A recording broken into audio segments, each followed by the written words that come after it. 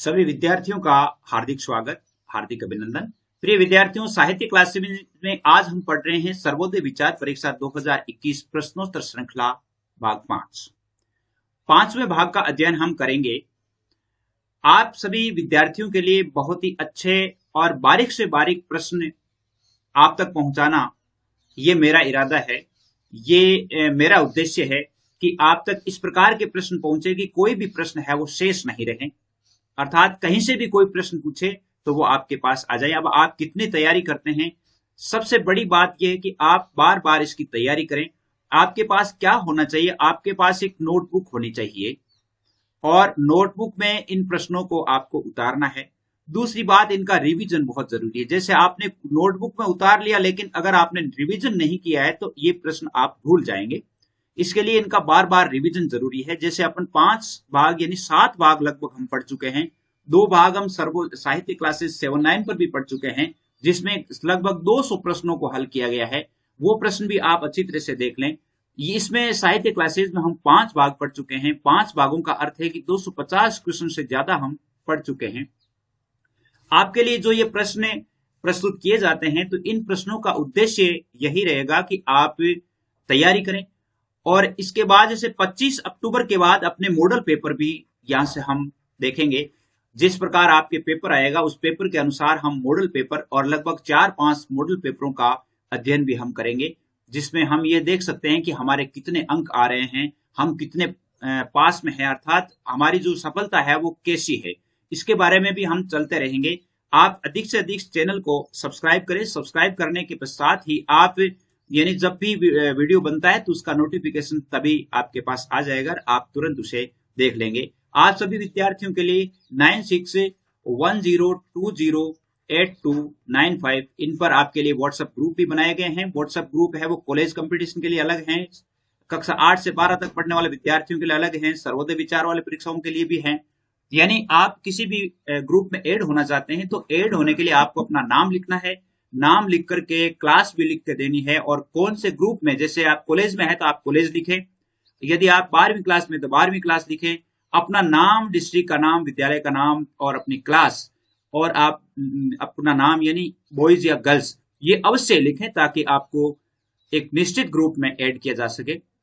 उम्मीद करता हूं कि आपको ये वीडियो बहुत पसंद आएगा। कक्षा 9 से 12 और 9 से 12 के साथ साथ ही आपके सभी के लिए ये जो है वीडियो है वो उपयोगी है और आप इसे देखते रहें।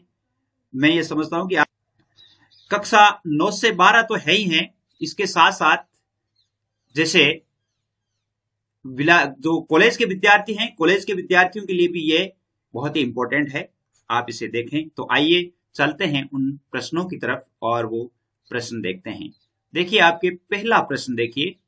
पहला प्रश्न है कि गांधी जी गोपाल कृष्ण गोखले को कहां मिले?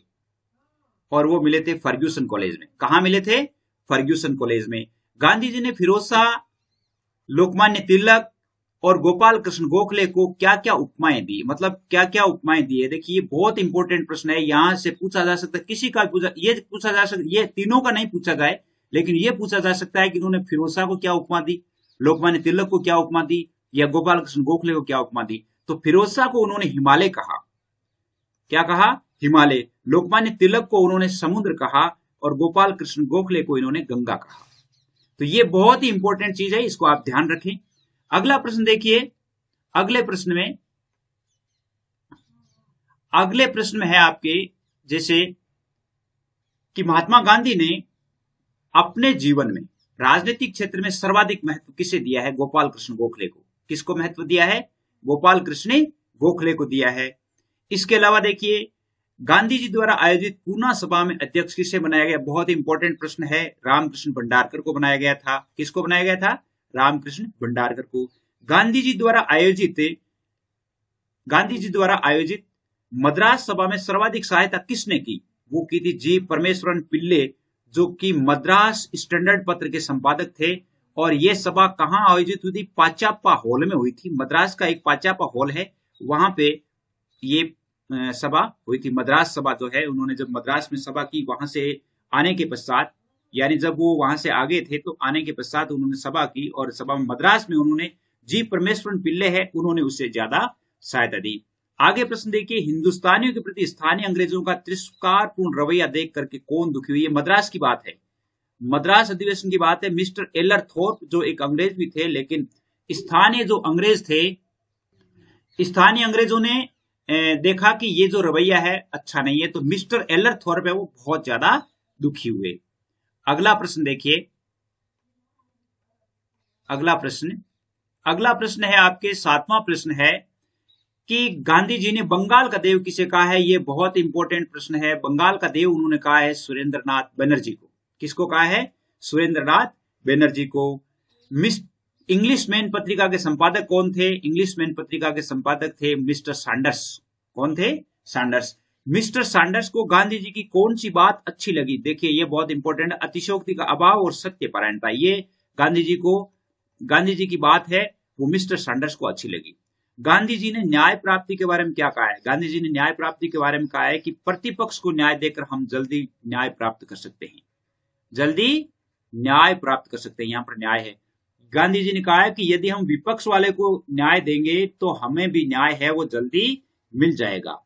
आगे देखिए, अगले प्रश्न में लिखा है कि गांधी जी को दिसंबर 1896 में डरबन से प्राप्त तार में क्या लिखा था? 1896 दिसंबर में मिला था उन्हें, दिसंबर में वो गए थे वापस दूसरी बार दक्षिण अफ्रीका, तो उसमें लिखा था कि पार्लियामेंट जनवरी में बैठेगी, आप जल्दी लौटिए, यानी आपको जल्दी से जल्दी आना है, ये तार में लिखा हुआ था। दादा अब्दुल्ला ने कौन सा स्टीमर खरीदा? ये इंपॉर्टेंट प्रश्न है, और वो खरीदा था कुरलैंड स्टीमर। क्या नाम था उसका? कुरलैंड स्टीमर खरीदा था। अगला प्रश्न देखिए, अगला प्रश्न है गांधी जी परिवार सहित दूसरी बार दक्षिण अफ्रीका कब रवाना हुए? ये बहुत इंपॉर्टेंट है, दिसंबर 1896 में। कब हुए थे? दिसंबर 1896 में। कुरलैंड स्टीमर के साथ ही दूसरा कौन सा स्टीमर दक्षिण अफ्रीका के लिए रवाना हुआ था? वो था नादरी। कौन सा था? यानी यहां से एक तो नादरी था और एक कुरलैंड था। जो कुरलैंड जो था वो तो किसका लिया हुआ था? दादा अब्दुल्ला का खरीदा हुआ था, जिसमें गांधी जी को मुफ्त में वहां पर ले गए थे परिवार सहित। वो है एक स्पेशल यात्री के रूप में गए थे। दोनों में 800 हिंदुस्तानी थे। कितने थे? 800 हिंदुस्तानी थे, जिनमें से केवल 400 एवं अकेले ट्रांसवाल गए थे। यहां से कहां गए थे? अकेले ट्रांसवाल गए थे। अगला प्रश्न है कि गांधी जी दूसरी बार डरबन कितने दिन में पहुंचे? वो पहुंचे थे 18 दिन में। 18 दिसंबर 1896 गांधी जी लिखते हैं कि 18 दिसंबर 1896 के आसपास हम वहां पहुंच गए थे। क्या हुआ? हम वहां पहुंच गए थे। लेकिन आगे देखिए, लेकिन फिर क्या है कि वहां पे उन्हें रहना पड़ा। अगला प्रश्न देखिए कि बंगाल बंदरगाह में लंगर डालने के बाद स्टीमर को सबसे पहले किस रंग का झंडा फहराना होता था? वो बहुत इंपॉर्टेंट प्रश्न है, वेरी इंपॉर्टेंट प्रश्न है, और वो रंग था पीले रंग का। डॉक्टरी जांच के बाद पीला झंडा उतरता था। यहां से जब वो जाते थे तो किसी प्रकार की कोई बीमारी नहीं हो जाए, या जैसे मान लो उससे बीमारी की वजह से वो बीमारी वहां नहीं फैल जाए। और जब यहां से वो गए थे तो गांधी जी कहते हैं कि वहां जैसे अपने यहाँ पर प्लेग का भी प्रकोप था, तो वहां लंगर डालते ही क्या हुआ कि पीला झंडा लगाते, और पीला झंडा लगाने का मतलब था कि डॉक्टर जांच करने के पश्चात वो पीला झंडा उतर जाता था। स्टीमर में सवार यात्रियों को डॉक्टर ने कितने दिन क्वारंटाइन रखने की आज्ञा दी? और वो दी थी 5 दिन, क्योंकि 18 दिन तो उनको हो गए थे, प्लस 5 दिन और रख दिया। 5 दिन यानी 23। और उस समय यह माना जाता था कि प्लेग के जो कीटाणु है वो शरीर में 23 दिन तक रहते हैं। कितने दिन तक रहते हैं? 23 दिन तक रहते हैं। तो उन्होंने 5 दिन का उन्हें क्वारंटाइन दे दिया, सूतक दे दिया, यानी जिसको हम हिंदी में सूतक भी कहते हैं। और दूसरा एक कारण और था वहां पर रोकने का, वो था कि गोरे हिंदुस्तानियों को लौटाना चाहते थे। वो गोरे जो थे वो कहते थे कि अब आपको यहां दक्षिण अफ्रीका में नहीं ठहरने दिया जाएगा, यानी यहां से वापस से चले जाओ। अगला प्रश्न देखिए, अगला प्रश्न है कि दक्षिण अफ्रीका की दूसरी यात्रा के समय गांधी जी पर क्या आरोप लगाए गए थे?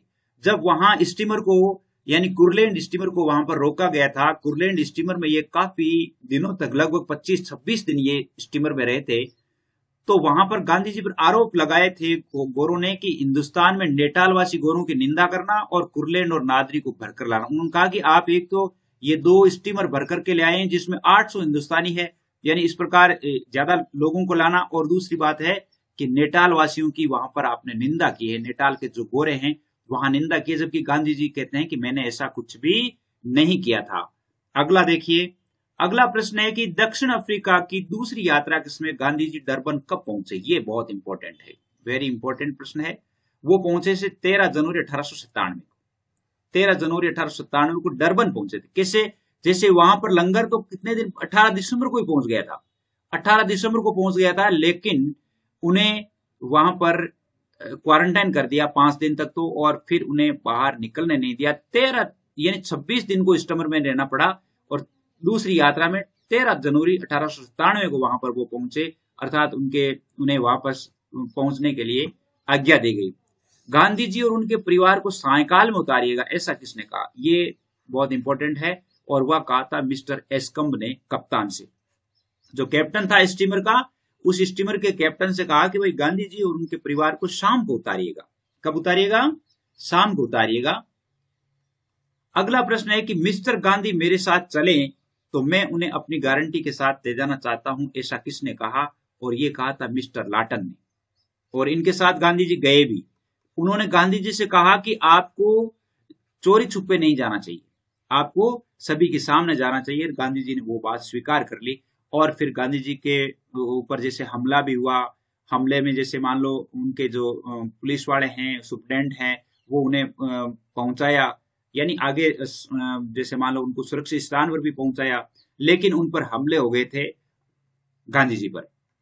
अगला प्रश्न देखिए, अगला प्रश्न है कि नेटाल में गोरों द्वारा हमले में घायल गांधी जी को किस डॉक्टर ने दवाई दी? और वो डॉक्टर था दादो बरजोर।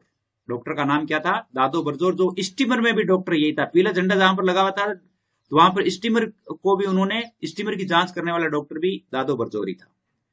पीला झंडा उतरने के तुरंत बाद गांधी जी से कौन मिलने आया? और वो आया था नेटाल एडवर्टाइजर पत्रिका का पत्रकार। नेटाल एडवर्टाइजर जो पत्रिका थी, पत्रिका का जो पत्रकार था, वो तुरंत उनसे मिलने के लिए आया था। उनसे पूछा गया, कई बातें उनसे हुई। गांधी जी ने सार्वजनिक संस्था के बारे में क्या कहा है? इंपॉर्टेंट प्रश्न है। किसी भी सार्वजनिक संस्था को स्थायी कोष पर नहीं निभाना चाहिए, यानी जो स्थायी कोष नहीं है, कोष है, कोष, कोष मतलब खजाना, यानी किसी भी सार्वजनिक संस्था को स्थायी कोष पर नहीं निभाना चाहिए। यानी जैसे स्थायी कोष पर चलेगी तो फिर वो संस्था उखड़ जाएगी। जनवरी 1897 ईस्वी में गांधी जी के बच्चों की आयु क्या थी? जब वो गांधी जी वहां पहुंचे तो बड़े लड़के की 9 वर्ष थी, छोटे लड़के की 5 वर्ष थी। उस समय 2 ही लड़के थे। आगे देखिए, अगला प्रश्न है कि डरबन में अपने बच्चों की शिक्षा के लिए कितना वेतन देकर शिक्षिका रखी गई? 7 पाउंड देकर गांधी जी ने अपने बच्चों की शिक्षा के लिए व्यवस्था की थी। सेंट एडम्स मिशन के सर्वे सर्वा कौन थे? और वो थे डॉक्टर बूथ। ये इंपॉर्टेंट प्रश्न है, डॉक्टर बूथ थे। इसके अलावा देखिए, माने सिखमाण पुस्तक किसने लिखी? ये बहुत ही इंपॉर्टेंट है, और ये डॉक्टर त्रिभुवन दास ने लिखी थी और प्रसव क्रिया से संबंधित थी। गांधी जी ने इस पुस्तक को पढ़ा, यानी गांधी जी कहते हैं कि उनका जब चौथा बच्चा जब हुआ था तो उस बच्चे के समय उनके पास कोई दाई भी नहीं थी, लेकिन सारी जो क्रियाएं हैं वो गांधी जी कहते हैं कि मैंने ही सब कुछ किया था। और मैंने इससे पहले माने सिखमाण जो त्रिभुवन दास की पुस्तक है वो लिखी हुई पढ़ी थी, और पढ़ने के पश्चात मैंने ये अच्छी तरह से काम कर लिया था। बोवर युद्ध के बाद नेटाल में और कौन सा विद्रोह हुआ? और वो हुआ था जुलू विद्रोह। जुलू विद्रोह, ये बहुत ही इंपॉर्टेंट प्रश्न है। जुलू विद्रोह हुआ था। जुलू विद्रोह के समय गांधी जी कहां थे? वो थे जोहान्सबर्ग में वकालत कर रहे थे। जुलू विद्रोह जब हुआ था तो वो गांधी जी कहां थे? वो वहां पे वकालत कर रहे थे। अगला प्रश्न देखिए, एक गांधी जी जब किताब पढ़ते, त्याग ने टकेरे बैराग बिना, ये पंक्ति किस रचयिता की है? और यह है निकुलानंद की। गांधी जी इस प्रकार की पुस्तकें पढ़ते थे। गांधी जी ने ब्रह्मचर्य का व्रत कब लिया? बहुत ही इंपॉर्टेंट प्रश्न है। 1906 ईस्वी में। कब लिया था? 1906 ईस्वी में पूर्ण ब्रह्मचर्य का पालन करने लगे। गांधी जी ने ब्रह्मचर्य का व्रत कहां लिया? और वो लिया था फिनिक्स में। कहां लिया था? फिनिक्स में। गांधी जी के अनुसार संपूर्ण ब्रह्मचर्य के पालन का क्या अर्थ है? और वो है ब्रह्म दर्शन। गांधी जी कहते हैं कि संपूर्ण ब्रह्मचर्य के पालन का अर्थ है ब्रह्म का दर्शन। यह एक 80 धारा व्रत है। गांधी जी ने किस व्रत के लिए कहा है? ब्रह्मचर्य व्रत के लिए। यहां से प्रश्न आ सकता है, इंपॉर्टेंट चीज है। गांधी जी ने आहार विषय क्या टिप्पणी की है? आहार कम होना चाहिए, शुद्ध होना चाहिए, बिना मिर्च मसाले का होना चाहिए। गांधी जी ने यह कहा है। आहार मतलब ज्यादा आहार नहीं होना चाहिए, आहार में शुद्धता होनी चाहिए, आहार बिना मिर्च मसाले का होना चाहिए। जैसे ब्रह्मचर्य से संबंधित आपके सिलेबस में है, उससे संबंधित प्रश्न आ सकते हैं। गांधी जी के अनुसार ब्रह्मचारी का आहार क्या है? वन व फल फूल। गांधी जी कहते हैं कि ब्रह्मचारी जो होते हैं वन के फल फूल खा करके। गांधी जी ने भी 6 वर्ष तक इनका पालन किया था। कितने वर्षों तक पालन किया था? 6 वर्षों तक उन्होंने पालन किया था। गांधी जी के अनुसार कौन सा आहार ब्रह्मचर्य व्रत में बाधक है?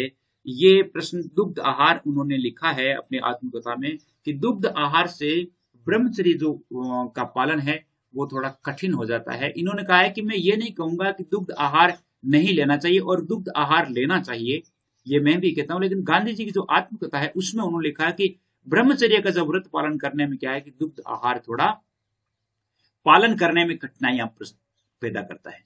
गांधी जी ने ब्रह्मचर्य पालन का आवश्यक अंग किसे कहा है? व्रत और उपवास को। व्रत और या अथवा अपना उपवास है वो ब्रह्मचर्य पालन का आवश्यक अंग है। महादेव गोविंद रानाडे ने किसे प्रसादी स्वरूप दुपट्टा दिया था? ये बहुत इंपॉर्टेंट चीज है, और वो दिया था गोपाल कृष्ण गोखले को। किसको दिया था? गोपाल कृष्ण गोखले को। अगला प्रश्न देखिए, अगला प्रश्न है कि रेड क्रॉस क्या है? रेड क्रॉस क्या है? रेड क्रॉस का अर्थ है लाल स्वास्तिक, यानी लाल स्वास्तिक जो है वो रेड क्रॉस, यानी ये लाल रंग का हो, लाल स्वास्तिक। लॉर्ड रॉबर्ट्स के पुत्र लेफ्टिनेंट रॉबर्ट्स को प्राण घातक चोट कहां लगी? और वो लगी थी चिवली छावनी क्षेत्र में। बहुत बड़ा कंपटीशन है, तो कंपटीशन में बहुत माइनर सवाल भी पूछे जा सकते हैं, इसलिए आप तुरंत अच्छी तरह से ध्यान दें। इसके अलावा भी आप जब आत्मकथा पढ़ते हैं तो उसे अच्छी तरह से पढ़ें। भारत में दूसरा भयंकर अकाल कब पड़ा? 1899 ईस्वी में। 1899 ईस्वी में पड़ा था। और अपने इस कृत्य पर कभी पश्चाताप नहीं हुआ। गांधी जी ने किस कार्य के लिए कहा है? गांधी जी कहते हैं मुझे इस कृत्य पर कभी पश्चाताप नहीं हुआ, तो ऐसा किस काम के लिए कहा है? ये कहा है 1896 और 1901 ईस्वी में प्राप्त विदाई भेंट का सार्वजनिक कार्य हेतु लगाने पर। 1896 में जब वो वहां अपने भारत आए थे और फिर दूसरी बार दक्षिण अफ्रीका जाकर के 1901 में भारत आए थे, तो उस समय वहां के लोगों द्वारा उन्हें भेंट दिए गए। भेंट में हीरे जवाहरात मोती यानी रुपए पैसे बहुत कुछ दिया गया था। गांधी जी ने कहा कि मुझे इन चीजों को प्राइवेट या निजी संपत्ति नहीं लेनी चाहिए। उन्होंने वहां पर एक बैंक में ट्रस्ट के नाम उन्होंने जमा करवा दिया और वो संपत्ति बढ़ती गई। यानी कहने का अर्थ है कि उन्होंने कहा कि मैंने जब ये सोचा कि मुझे ये जो चीजें हैं वो अपने खुद के उपयोग के लिए नहीं, इससे सार्वजनिक उपयोग के लिए कर देनी चाहिए, तब मुझे कभी पश्चाताप नहीं हुआ। गांधी जी दक्षिण अफ्रीका से दूसरी बार भारत कब आए? 1901 ईस्वी में। कब आए थे? 1901 ईस्वी में। गांधी जी ने दक्षिण अफ्रीका से भारत आते समय मॉरिशस के किस गवर्नर से भेंट की? और वो गवर्नर था आपके चार्ल्स ब्रूस। कौन था? चार्ल्स ब्रूस से। देखिए यहां पर जैसे मान लो 1901 है, कहीं 1902 भी हो सकता है। आप ऑथेंटिक बुक, यदि आपके पास कोई ऑथेंटिक बुक है तो थोड़ा इसमें ध्यान देकर देख लें। हो सकता है क्योंकि मेरे पास जो पुस्तक है उसमें कोई पब्लिकेशन में या जैसे मान लो छापने में भी गलती रह जाती है, तो यह इस प्रकार जो डेट्स है वो किताब से भी आप मिलान कर लिया करें। और वैसे यदि आप मेरे ऊपर विश्वास करते हैं तो बहुत अच्छी बात है। गांधी जी ने दक्षिण अफ्रीका से भारत आते समय मॉरिशस के किस गवर्नर से भेंट की? वो था चार्ल्स ब्रूस। कौन था? Charles Bruce. इसके अलावा देखिए अब प्रश्न है कि कांग्रेस कोलकाता अधिवेशन 1901 के अध्यक्ष कौन थे? और वो थे दीनसा एदलजी वाछा। ये बहुत इंपॉर्टेंट चीज है, वेरी इंपॉर्टेंट है, ये ध्यान रखना बहुत इंपॉर्टेंट है। गांधी जी प्रथम बार कांग्रेस अधिवेशन कोलकाता में भाग लेने के लिए कहां रुके? यानी कांग्रेस अधिवेशन जब प्रथम बार 1901 में जब वो कोलकाता गए थे तो वह कहां रुके थे? वो रुके थे रिपन कॉलेज में। और उस रिपन कॉलेज में और उनके साथ कौन था? लोकमान्य तिलक भी थे, बाल गंगाधर तिलक भी थे। काशी विश्वविद्यालय की नींव किसके हाथों रखी गई? लॉर्ड हार्डिंग के हाथों। किसके हाथों? लॉर्ड हार्डिंग के हाथों। गोपाल कृष्ण गोखले के मकान के पास में ही और कौन रहते थे? और वो रहते थे प्रफुल्ल चंद्र राय।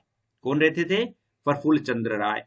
गांधी जी ने रेलवे की तृतीय श्रेणी यात्रा को कब बंद किया? गांधी जी ने 1920 में, यानी इससे पहले वो, जैसे ये जो तृतीय श्रेणी जो डब्बे हैं, साधारण जो डब्बे हैं, जनरल जो डिब्बे हैं, उन डिब्बों में वो यात्रा किया करते थे। क्यों? क्योंकि सामान्य जनता से परिचय करने के लिए, कि सामान्य जनता के दुख दर्द को जान सकूं, इसके लिए। लेकिन जब वो बीमार रहने लग गए थे, तब 1920 से उन्होंने इस डब्बे में यात्रा करना बंद कर दिया था। उम्मीद करता हूं आपको पसंद आया होगा और आप 9610208295 इन नंबरों पर अपने व्हाट्सएप ग्रुप में जुड़ सकते हैं। चैनल को आप सब्सक्राइब कर लें और आगे आपके जैसे कॉलेज के एग्जाम के लिए भी और कंपटीशन के एग्जाम के लिए भी शीघ्र ही आपके लिए वीडियोज है वो बनाए जा रहे हैं। तो आप निश्चित रूप से मेरे चैनल को सब्सक्राइब करें और जितना मेरे से होगा उससे अधिक देने का प्रयास करूंगा। अगला वीडियो शीघ्र ही, यानी पार्ट जो 6 है, वो शीघ्र ही अपलोड होने वाला है। तब तक के लिए जय हिंद, जय भारत।